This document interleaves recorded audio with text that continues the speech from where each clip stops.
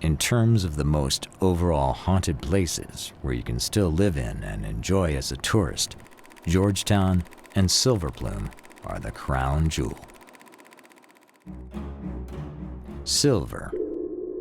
Silver that showed up in silvery plumes in the quartz veins above the present-day town, hence the name Silverplume. At midday, there is virtually no one on the streets. Yet, 130 years ago, this miner's town had packed into its narrow streets saloons, butcher shops, and mercantiles. However, Silverplume's prosperity was short-lived, devastated by the silver crash of 1893. Its growth and prosperity came to an end.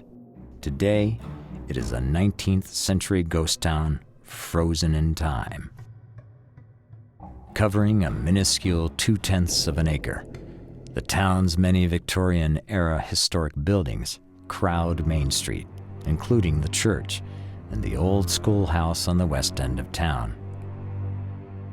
On the east end of town, the gentle walk up the mine tailings leads to an old mine head frame and a wonderful view of Silverplume.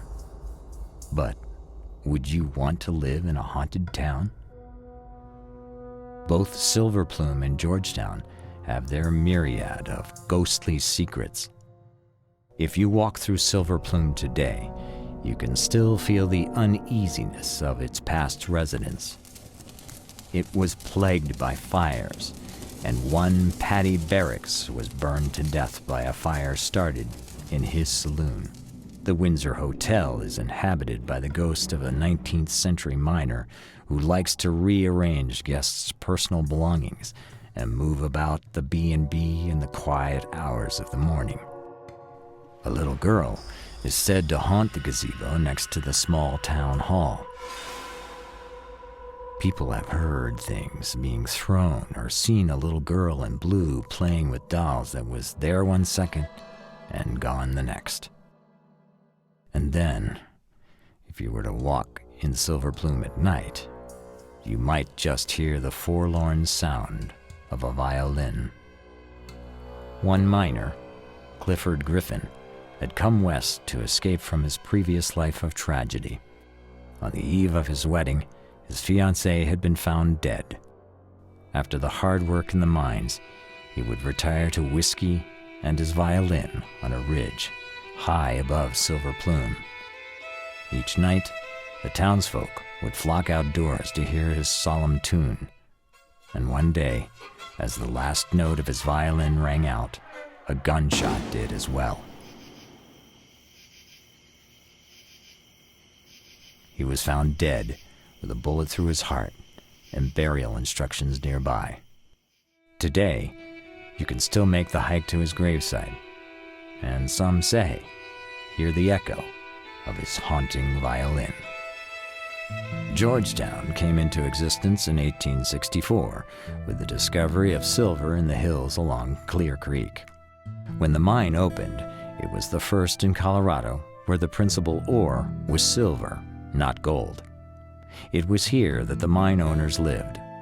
By 1870, there were 800 residents in Georgetown. 10 years later, that number had risen to over 3,000. However, after the disastrous silver crash in 1893, Georgetown began a slow decline. Georgetown is another city that's very, very lucky, because when they came in, based on recreation, skiing, and so forth, they built the condominiums to the east of the original town and left the original town very much intact. In fact, it's got its original fire stations, and they're very picturesque. It's got its original community building.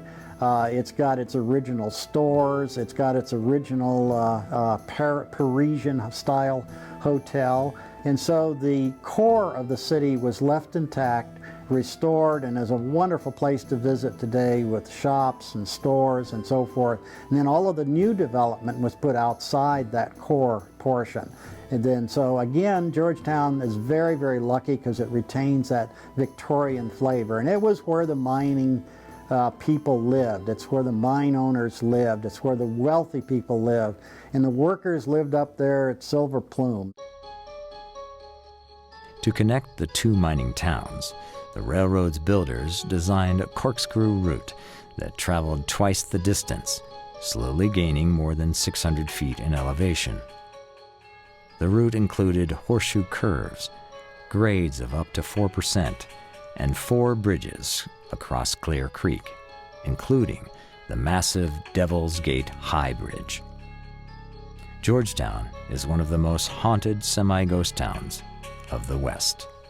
Max and Jan McCollum discovered this for themselves when they opened Georgetown Jerky and Emporium, a female ghost haunting their store.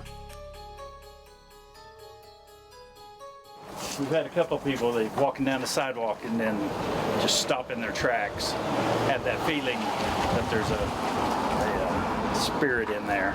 So they come in and both of them said the same place towards the back of the store in front of our vault. And it's a female that worked at the bank back in the day. And she has no bad feelings. Well, we have never actually seen her, but we have had a few little bits of evidence that she's around. Possibly had something to do with the bank that used to be here, so maybe she's protecting the bank. And a couple of instances, somebody has come in and this has happened a couple of times, have, you know, the hair stand up on the back of their neck, or chills, or maybe some nauseousness. Right here's where she is. And had a fella come in. He was really nice guy, and he's one of the 2 people that stopped out front. And I talked to him for quite a while, and then he asked me if he could bring some divining rods in. I said, sure, go ahead. So he brought a divining rod in one hand. And so he started here and he got right here and it just did a 90. Came from back here to right here and it did a 90. Came from the back room, came right here and it did a 90.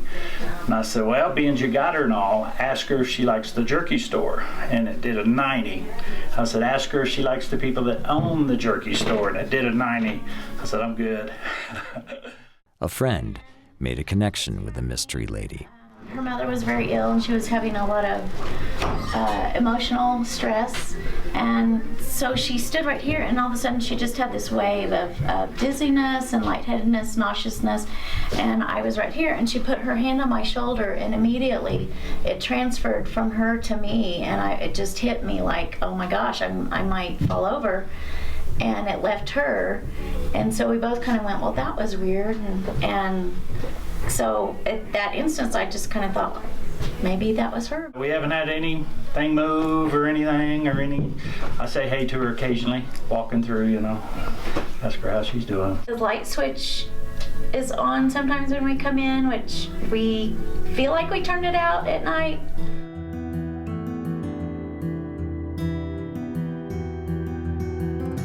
Robert Nix, who owns the Flippin' Flea with his girlfriend, has had some paranormal experiences of his own. I worked on the fire department for a time, and one of my colleagues on the fire department told me about a lady who had at one time lived here, and she was suffering from dementia. And she got, you know, she would wander off like a lot of them people will do. At one point in the winter time, middle of winter, she went outside in the middle of the night when it was bitter cold, and she slipped off the porch out front here and broke her hip and died. I mean, she died to the elements that night, you know. And when we moved in here, I was always kind of surprised. Like, I would come in the middle of the night, the front door would be hanging open. And I always thought it was one of our neighbors, or I thought maybe we left it unlatched, or, you know, all the little things that you think, like, oh, I've left the door open, that was stupid. But, you know, as I got to playing with it more and more, I noticed that the door really doesn't, it's not like it's just barely latched. it latches. And it would always happen in the middle of the night. Like I was working at a job where I had to go to work at 4 in the morning, and I would come down at 4 in the morning, and it'd be below zero, like, you know, it'd be 10, 15 below zero. The snow would be all the way into the hallway over there, and I'd be like, what the hell, you know, like, this is ridiculous. Built in 1867, the Hamel House is one of the most haunted places in Georgetown. The Hamel family made their wealth in the local silver mining business. As soon as the price of silver plummeted, the house went into decline, although the majority of its original fixtures, furniture, and wallpaper remain today. Now owned by the local historical society, many strange occurrences are said to have taken place in the house. William Arthur Hamel's, I think it was his brother-in-law, and Hamel wound up taking the house over from him. He kind of maybe had some financial troubles, left, and one of the ghost investigations that I heard of specifically said he is around the house, he is not happy, you know, it was his house, and it kind of became his brother-in-law's house or whatever, and you know, he's kind of one of the crabbier presences that it might be there. It was a boarding house. It has its own history. I've even been a part of a ghost investigation there. A couple of things were kind of like, yeah, you know, what is that? Like, that's kind of odd. We had some EVPs that were like, seems like they're almost talking to you, you know. I always used to feel like at the top of the stairs there, which is by Priscilla's room, always felt kind of unwelcome. Like I'd be cleaning, especially at night, you know, I'd feel like just that kind of not really welcome here, hair's prickling a little bit. Anne Marie Cannon, who operates Silver Queen walking and ghost tours, shares her experience.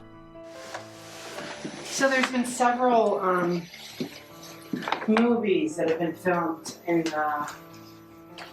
Georgetown in the Hamel House, and one of them, I don't know if it's been released yet. It was in post-production. It was a horror film. It's called For the Living. And so my job when they were doing it was to basically be here in the house and telling them, you know, don't touch that, don't do that, or if they needed anything, I would help them. They had a question about moving something or something like that. The woman who was one of the lead actresses, she was an opera singer, and she was going to be doing a scene where she had to sing opera. And it was rainy. It wasn't very nice outside, and she asked me if she could come into the house and practice.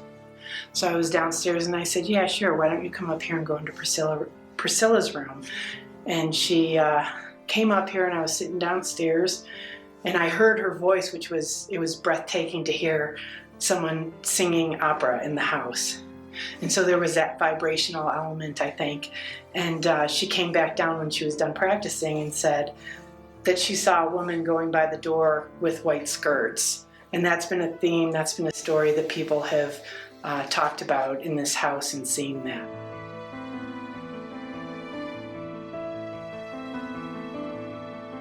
Another story is that there was an executive director who worked here. This was years ago, and she had young children, and her office was over there. She would bring her children to work because she could, and she was working at her desk, and her son was looking out the window up there over to the house, and he said to her, "Mommy, who is that woman in the window up there?" And so she got up and she looked, and she saw what she described as a fluttering of skirts. If you're brave enough, you can tour the house today. The historic saloon, once known as Café Prague, is supposedly haunted by a man who shot his opponent during a poker game. Two gentlemen, they were gambling all day, drinking all day, and they were gambling over a can of oysters is how the story goes. And this was in the Denver paper. We've actually found the articles in the local papers. It's there. might not be, I guess, politically correct. He was half black, and he was known to have a very bad temper. And the article says that crazy coon shot him in the face, you know. And of course the town, that's one of the ones where the town took him, strung him up. He is around, allegedly, still hangs around there, and one of the ghost investigations had him saying, "I didn't do it, it wasn't me." Like he's another one, he's like angry. His name, that's his name though. They were asking if it was him, and that was what they were getting the hits on. The gentleman that he shot lived, and that's the weird thing. The ball, I guess, the paper article says the ball, you know, lodged in his skull. I don't know if it like bounced. You know, the old-fashioned big heavy lead slugs. Sometimes, a lot of times they would go straight through, but sometimes they kind of hit and just kind of ricochet around.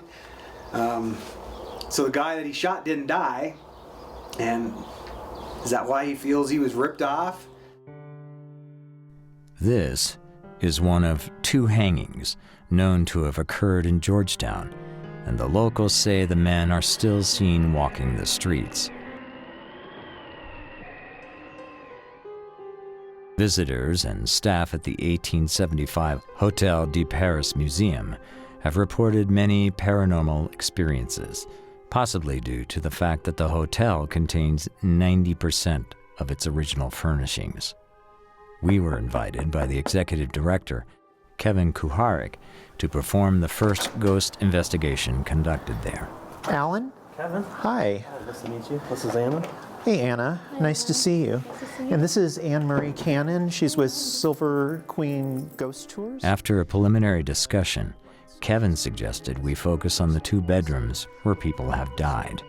But first, he gave us a tour. Happy to take you through. So why don't we just go this direction? And this is the 1878 commercial kitchen. And the person who was cooking back here was Louis Dupuis, the host, the chef, the proprietor of Hotel de Paris. He was 31 years old when he opened Hotel de Paris. He was known as the best cook in the Colorado Territory. And he eventually became known as the father of domestic science, or home economics as we know it today. I think that the one thing that is just, you know, in the fabric of this building is Louis. Louis Dupuis was larger than life, and you know, he is the one person in history in this town that I really get a sense of. Yeah, I'm sure. I feel really comfortable in here, but I could feel like Louis could come walking around the corner at any minute. It does kind of feel like he's still around here, you know? Would you like to see his bedroom and private quarters? Sure. Well, let's go there and see it. And this is Louis' bedroom, office, private bath, and study over there. So in August of 1900, he gets sick, and he had been taking ice-cold baths in this tub right here. He felt that was bracing and it was good for muscle tone, but he's told by his doctor, no ice-cold baths until you're well. Well, over the course of 5 weeks, he gets worse. It turns into pneumonia, and he then begins to feel a little bit better. He feels he's pulled through, so he decides he's going to go against doctor's orders. So he takes an ice-cold bath, doesn't feel well, crawls into his bed, shouts out, "Sophie, bring me cold champagne," and dies unexpectedly. Can we pull the bed down? Sure, why don't you help me do that? Sure. Okay. So this bed was made in Burlington, Iowa, and it's called a cabinet bed. So it appears to be an armoire during the day, but at night it unfolds into a bed.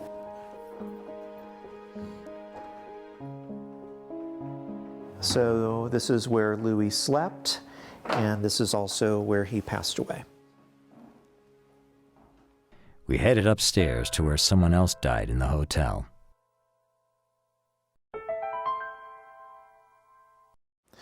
So now we're in room 3, which was Sophie Galley, the housekeeper's room.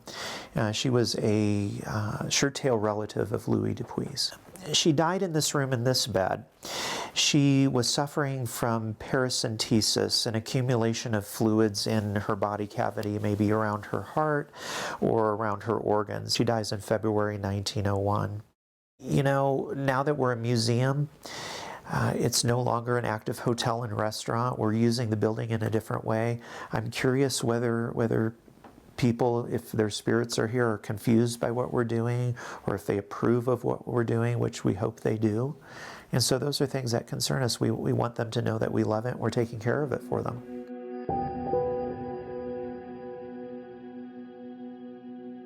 As darkness fell over the hotel, we headed for Louis's room first and gathered our equipment, including a REM pod, which detects electromagnetic fields, an ovulus that uses environmental measurements to produce words. Hold. Hold. Chest. Wrong. Knife. And flashlights for spirits to interact with.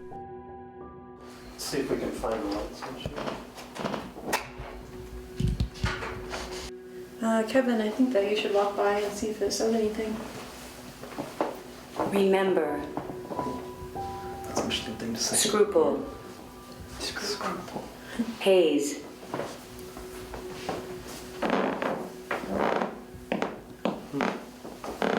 Papa. Calm. Cold. Bag. So whenever we walk by, it says, what do you think that's about? I'm not sure. I don't recall it doing that regularly like that before. Okay, so this is the bed where Louis took his last breath. If you're still here, do you want to come visit us and come sit on your bed so we can tell that you're here? This is an amazing place you have. You can come by the REM pod, you can touch the REM pod, you can go over there, touch a flashlight. Let me try. Do you have an EVP here? Sure. We used a voice recorder to capture electronic voice phenomenon, or EVPs. Okay, Louis, so we're here next to your bed where you took your last breath. If there's any spirits here, Louis or otherwise, can you please say your name for us? Can you indicate whether did you die here?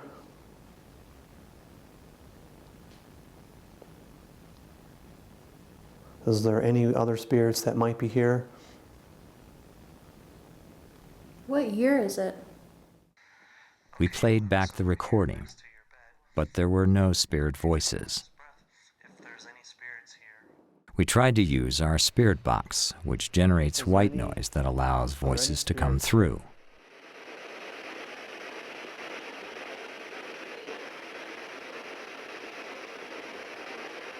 Can you say your name?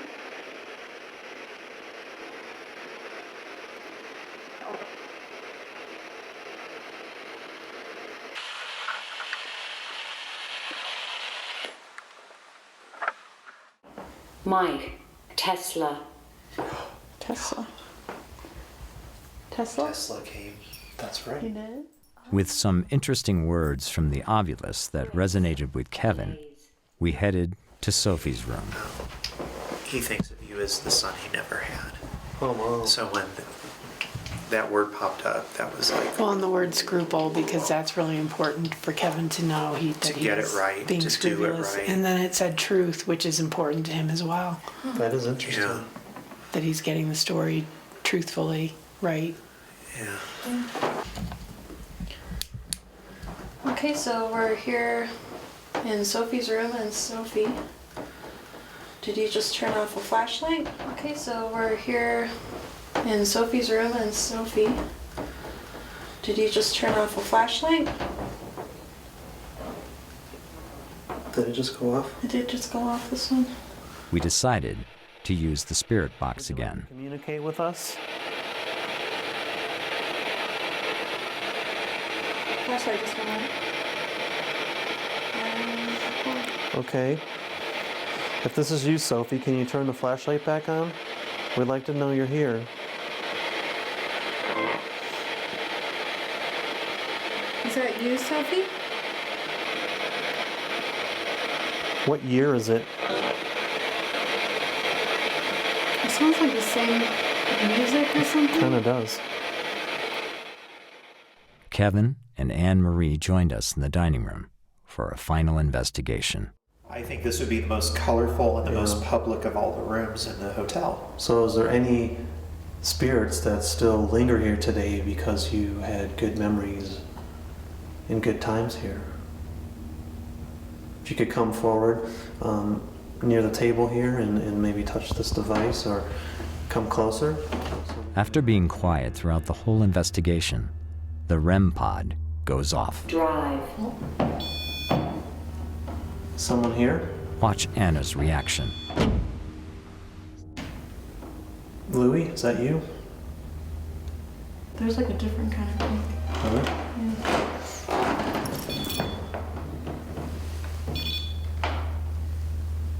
Someone here? A few seconds later, it goes off again. Kevin has a strong reaction. Is this Louie?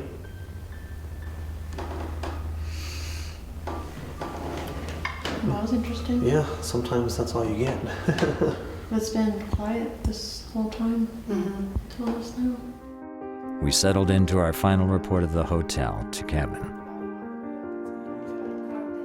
Though we didn't have any, I don't think, maybe direct interactions, we did have some interesting things on the obelisk, some words that kind of connected with the building and with you.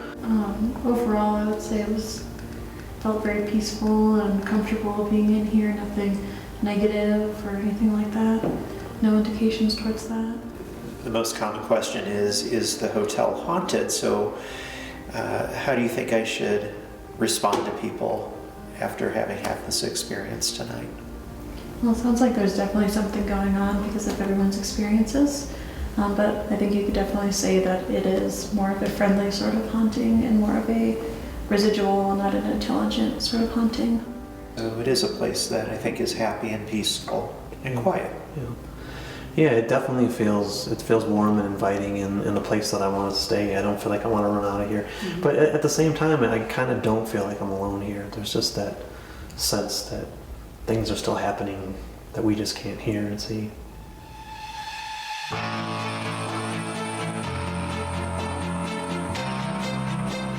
There are many other ghost towns across the Mountain West, each with their own remarkable story to tell. Every ghost town we visited had reports and experiences of paranormal activity.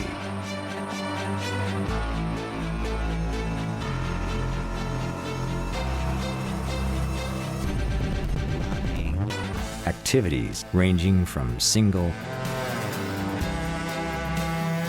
to multiple hauntings, to residual presences,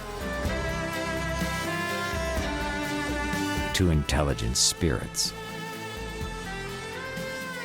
Shadows lurk around every corner.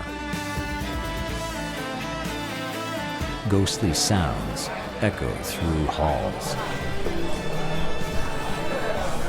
And phantom smells linger in the air. There is no better place than these towns to have your own paranormal experience. Whether ghosts truly linger or visit these crumbling structures or not, these abandoned towns are a treasure to behold. You can still feel the last thread of life that once permeated these remnants of the past. Even if you deny the presence of the paranormal, hear the laughter of school children, and envision an old saloon filled with its patrons. It is important to remember the history, the people. It is our hope their stories never be forgotten. And through interest in the paranormal, these buildings may just be preserved for generations to come. So, visit these iconic pieces of Americana. Test your paranormal sensitivity for the experience of a lifetime. If you dare.